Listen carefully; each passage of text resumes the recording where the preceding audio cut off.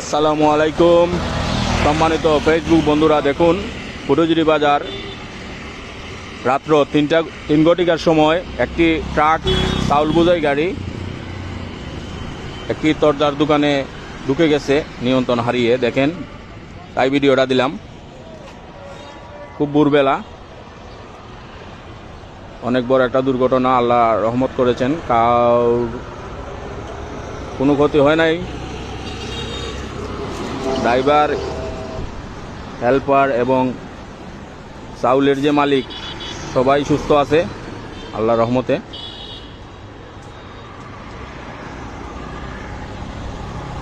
ফুটুজুরি বাজার ইউনিয়ন অফিসের পাশে সাওয়াল মিয়ার দোকানে। ভিডিওটা সবাই শেয়ার করবেন প্লিজ।